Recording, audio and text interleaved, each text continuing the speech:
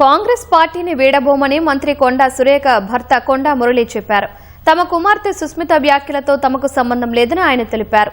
కొండా సురేఖపై చర్యలు తీసుకోవాలంటూ కాంగ్రెస్ క్రమశిక్షణా committee PCC అధ్యక్షుడు మహేష్ గౌడ్కు నివేదిక సమర్పించిన నేపథ్యంలో కొండా మురళి ఉప ముఖ్యమంత్రి భట్టి విక్రమార్కతో ప్రజాభవన్లో సమావేశమయ్యారు. ఈ భేటీలో ఎమ్మెల్యే కోమటిరెడ్డి రాజగోపాల్ రెడ్డి కూడా పాల్గొన్నారు. అదే సమయంలో మంత్రి ఉత్తమ్ కుమార్ రెడ్డి కూడా ప్రజాభవన్కు వచ్చి సమావేశంలో పాల్గొన్నారు.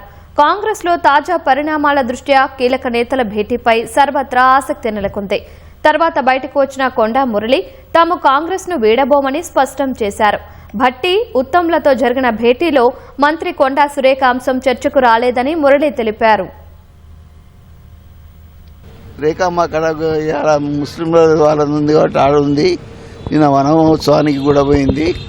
మేము కాంగ్రెస్ పార్టీని వీడేది లేదు. సోనియా గాంధీ మీద, రాహుల్ గాంధీ గారి మీద, ప్రియాంక గాంధీ మీద సంపూర్ణ విశ్వాసం ఉంది. మీరేం దీన్ని ఆతృతగా తీసుకోవద్దు. నిన్ననేం లేదు.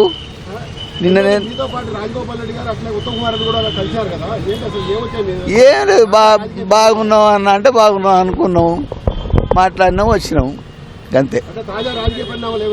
ఏం దాన్ని డిస్కషన్ నేను చేయలేదు. దానికి నాకు సంబంధం లేదు. అది నా బిడ్డ ఇష్యూ. 35 సంవత్సరాలు ఉన్నాయి దానికి. ఇలా దాని బిడ్డకు 15 సంవత్సరాలు ఉన్నాయి. వాళ్ళ ఇష్యూ.